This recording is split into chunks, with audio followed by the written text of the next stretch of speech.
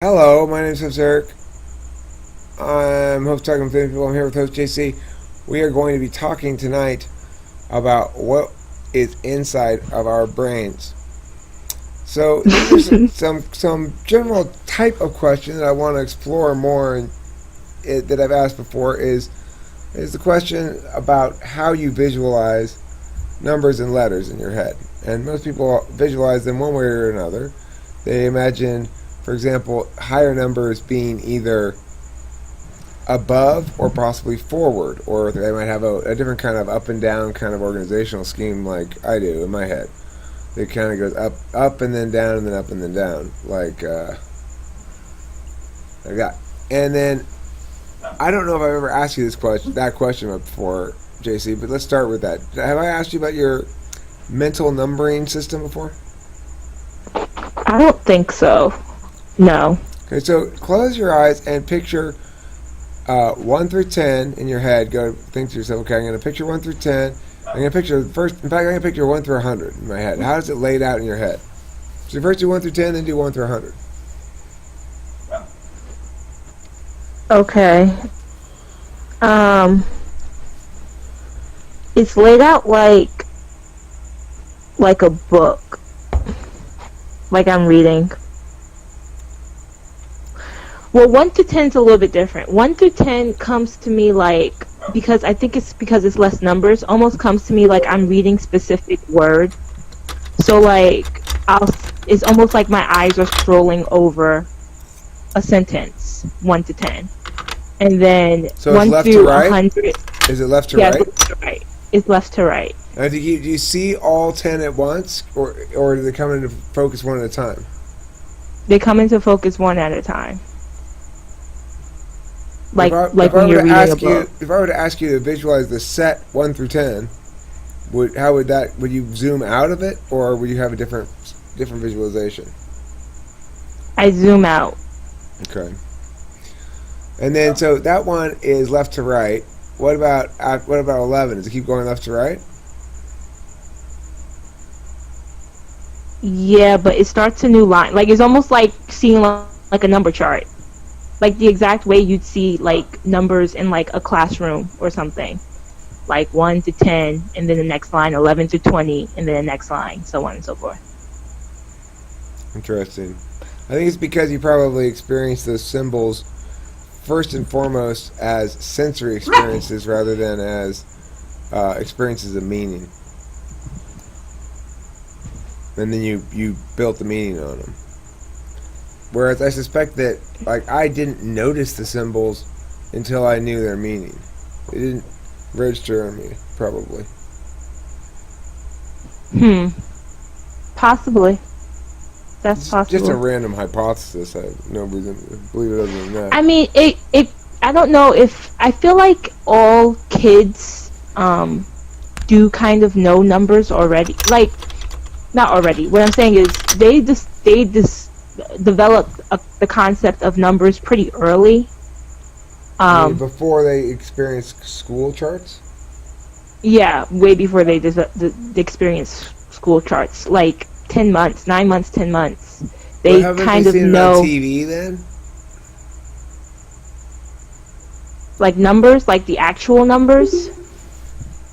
Well, like I'm not talking about like actual numbers. I'm talking about like the concept of numbers. Like that's something that that like 10 months they pretty much you mean more know or less, that or like what? What's the concept of numbers? No. Numbers? Like okay, I'm trying to explain it and you keep disrupting me. I'm asking you a question. Okay, like if you show them two objects and kind of hide them or like put them behind something and then like bring back out one, they'll know to look for the other one. You know what I mean? Like they understand the concept. Like that's they object know permanence. I guess.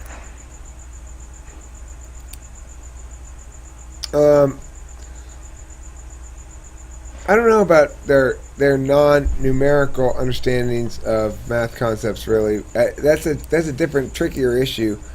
But I think in terms of visualizing sets of numbers, it's probably normal you're going to have some kind of visualization that's related to early school memories of those things.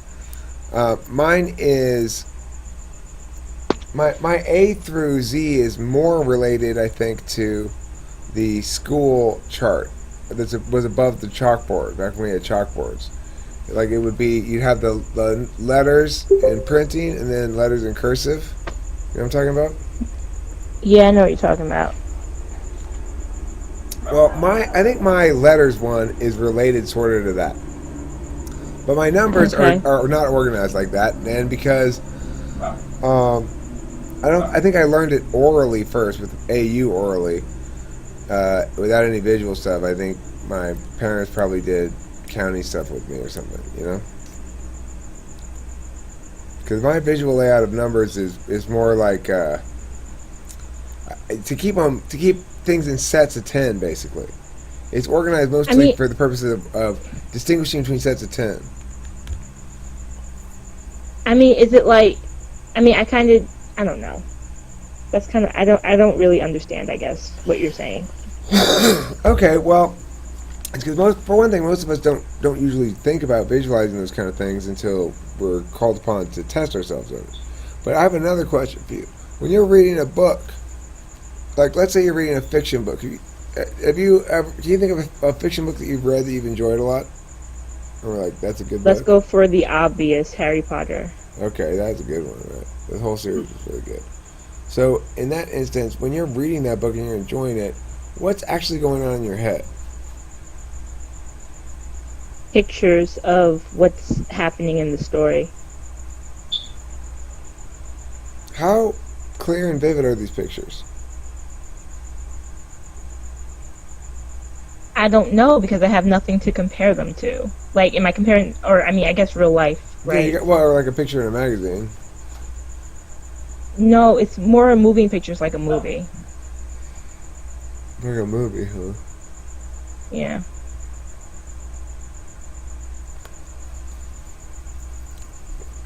I have some visual stuff as well, I guess, but it's really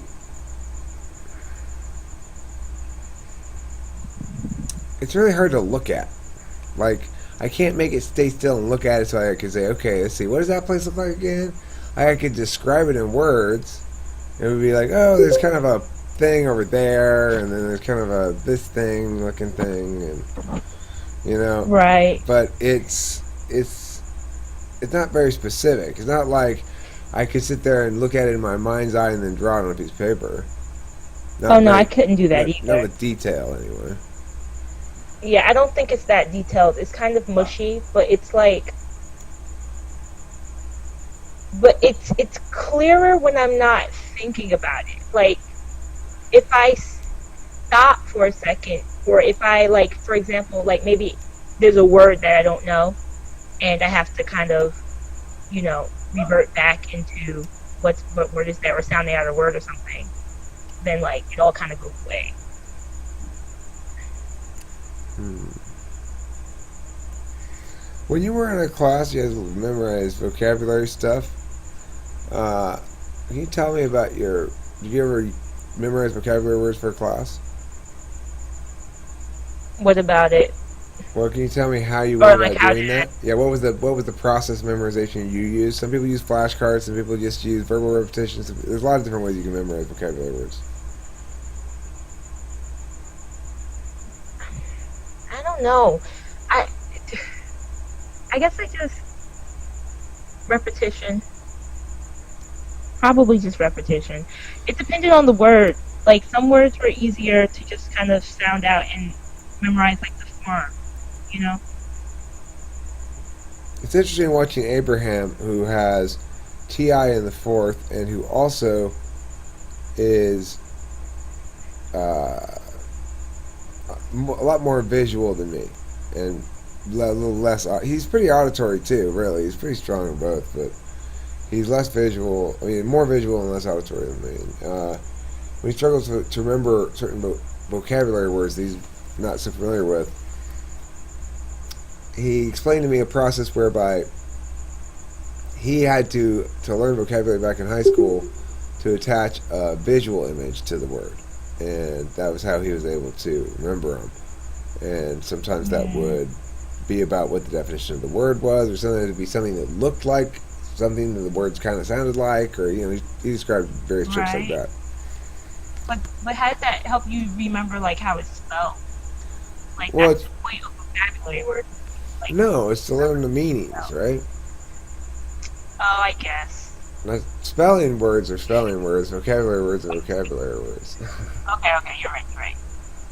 Okay, so. Oh, wait. Can I I change my answer? Yeah, I think I do it more like more like Abraham does it then. Okay. Like, yeah, attaching either a picture or some type of story or some type of So you know, don't necessarily do narrative links. See, I always do something narrative, as a mnemonic device. I'll say something like, well, that word has chud in it, and chud sounds like thud, and thud is what happens when you impact something, and that's the meaning of this word. I'll do something like that, chud, thud, impact. No, I never did that. That's how I would learn vocabulary. But so you do more picture ones. You say like a picture of an impact, and it try to like superimpose it over the picture of the word, or what?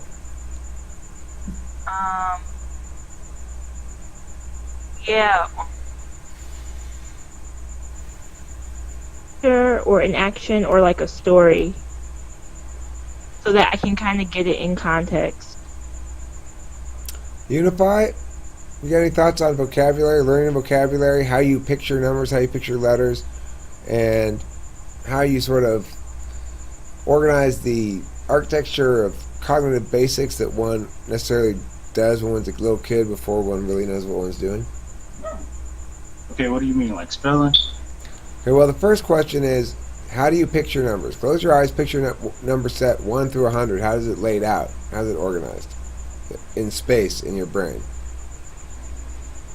1 to 100. I guess from like bottom right to upper left. Where's 1? 1 is bottom right. That's totally reversed. That's totally You go backwards. No, it's not. That's it. See, that's what I'm talking about. That's the kind of interesting shit you find out when you ask this question. Like, it's obviously backwards. Why would it be backwards? 1's up here, 100's down here. No, 1 is at the bottom.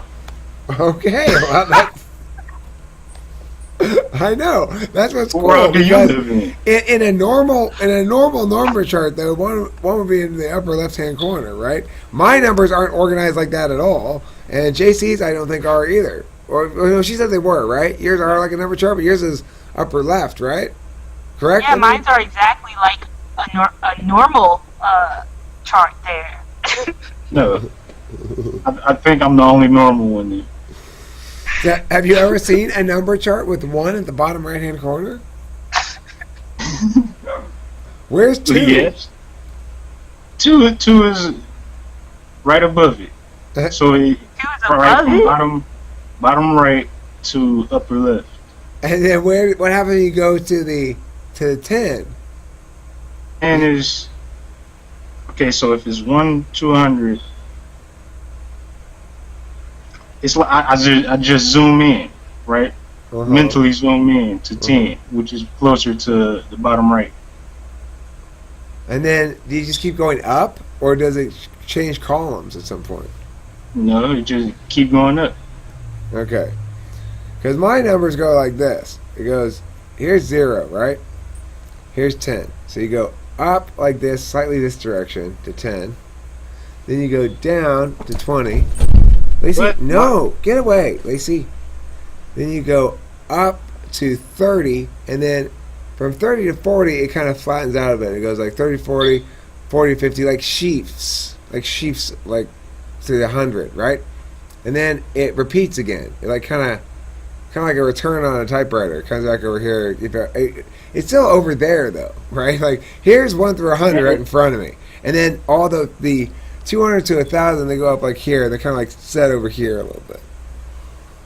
And that's not weird.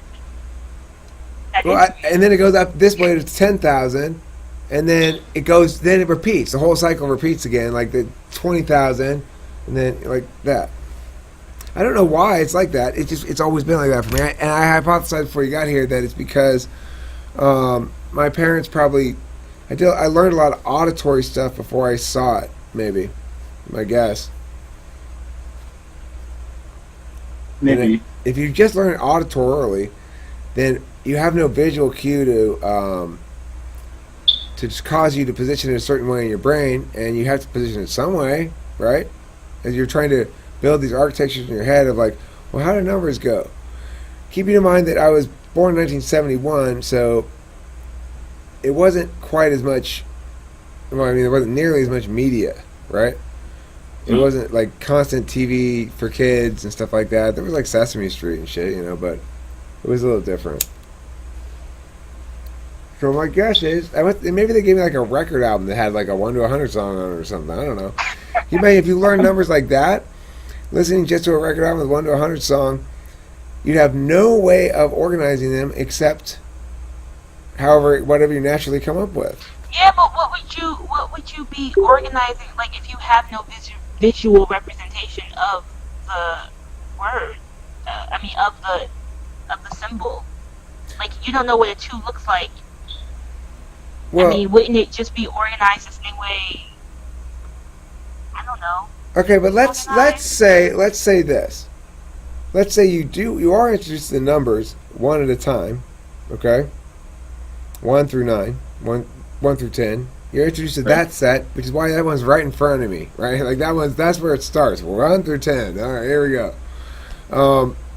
And then from there, you learn the other numbers. Obviously, we don't learn the numbers one at a time.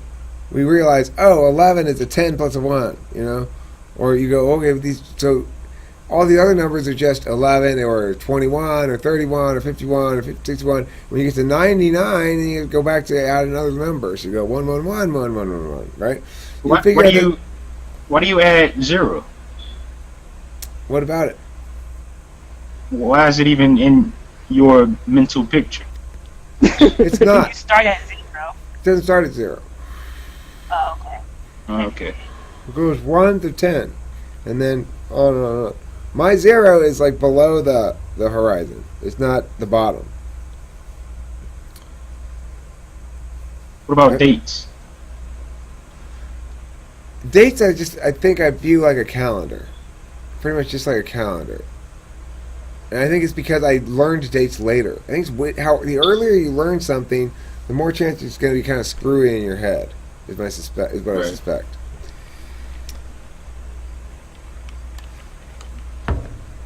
How about you when you read a book, Unify? What's going on in your head if you read a fiction book? What do you mean? If I read a book? Well, okay. Have you read a novel that you really liked and been like, that was a good novel? No. Never once? Never once. Have you tried reading some novels? I read a couple books in high school. Will you read my novel? No. You'll love it. It's fantastic. It's called Unify Goes to the Circus. What would I do at the circus? Well, you have to read the book and find out. You probably have some exciting adventures, I guess. Maybe some time travel. Who knows? Okay, do they have like bullet points where I can just skip straight to chapter 10 or whatever? There are some things that you want to experience the supple graces of the thing rather than just rush right through to the point. Or you can just go straight to whatever is necessary to get from it. I mean, that's the thing. The thing to get from it is, that was a good book. That was fun. But see, I mean, I've encountered a fair number of people in this day and age who simply do not read fiction, including myself. I don't really read it anymore. when I do go back to it to read something occasionally, every once in a while I will. I used to read fiction like just by the shitload, right? But when I do go back to it now, I go, oh, that's so nice. That was really cool. I really enjoyed reading that. And then I don't read it again forever. So I don't know.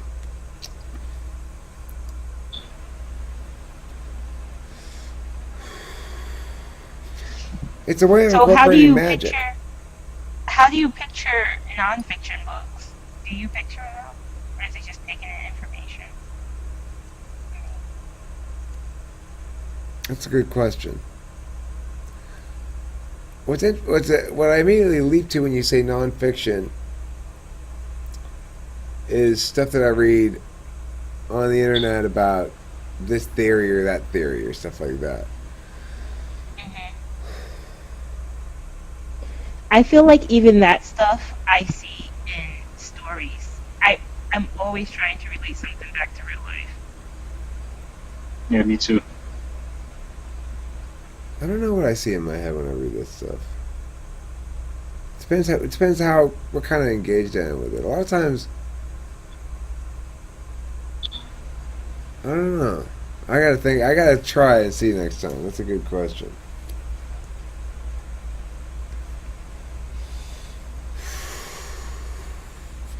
So another thing that people have different ability to do in their heads is to audiolize pitches or sounds. Now, the thing is, we can all sort of do it, and when we do it, we can almost feel, at least I can, my vocal throats sympathetically moving with the melody of the song. Alright, Elsa, do you guys have a mic? Are you a mic? Yeah. Do you guys know Forms of Cognition by Guinco? No. Well, we could talk about it. Let's wrap this notion up here. The thing I just asked, where we're talking about. What did I just say before I got distracted? I forgot. Audio pitches. Right, audio pitches. So, how good is your ability to hear pitch in your head? Like, obviously, JC. Well, mine's is very very good. Obviously, Unify. How's yours? Not good. Are you What sure? you mean, pitch? How's your pitch? How's your pitch in the external world? Like, I think it's basically the same. It's kind of one of the theses I'm getting at here. Is can you match intervals? You probably don't want to do it. You don't want to be put on the spot. But if I were to go, da da, would you be able to match those two pitches? Yeah, like da. The second one is more or less the second one. But I'm talking about the interval, the difference between the two, right? Like da da, that's a perfect fifth, whereas like da da is a perfect fourth. Well, you play music, so. Well, I know. I'm not. You don't have to know the name of it. Can you? Yeah, can you go the correct distance between the two notes? Yeah. Maybe not. I play the piano, but I don't know. Okay. Well, you should try testing yourself on that sometime and see how your pitch is. If you can, like certain interval things are really challenging, and certain ones are easy.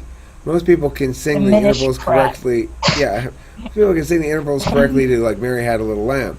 Mary had a little lamb because they're right next to each other, you know. All right. But that's called relative pitch. Anyway, it's not like JC. Did I already ask you about perfect pitch? Do you have perfect pitch by any chance? I do not. Do you want it? It makes no difference to me. Relative is fine. Yeah. I usually get kind of close, I think. What do you think? Okay, hold on. Let's do this, JC. I'm gonna try to think of the pitch for an A in my head. You try to No, think I can't do it like that. But like, if you like, if I like know a song, I will vaguely know like in my range where, like, say I know a song. Okay. You know what I mean? Like, What's a song you I'm know? very. I don't know. You don't know a song you know? Like, I don't want to necessarily do it right now. Okay, so but- here's a song. Let me see, or I can think of a song that I know the beginning of, so I can come up with a note that I think is the beginning of that song.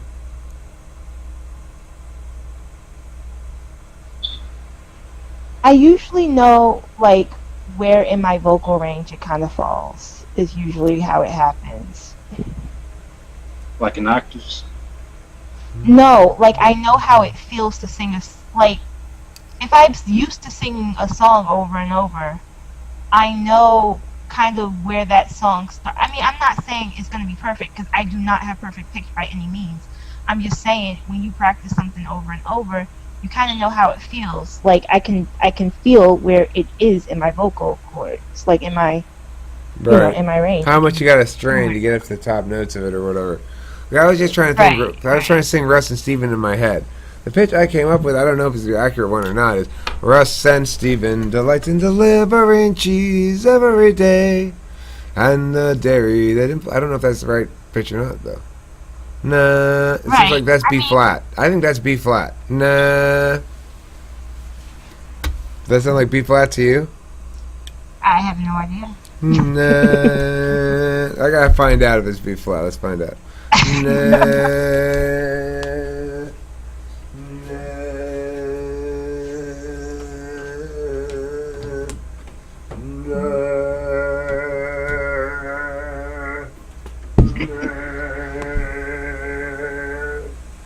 B flat. B flat. Zero. I was wrong. Wait, was that really B What am I flat? saying? The one you played?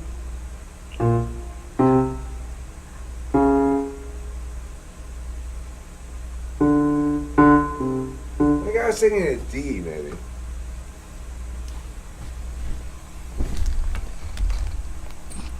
That's called Might have Eric been. fails the perfect pitch test. You were way off. Yeah. So that's no surprise there. This is the first time I failed the perfect pitch test. So that's the problem. All right, so let's talk about what else is said now. Thanks for watching Talking to Famous People. This is a somewhat rambly episode.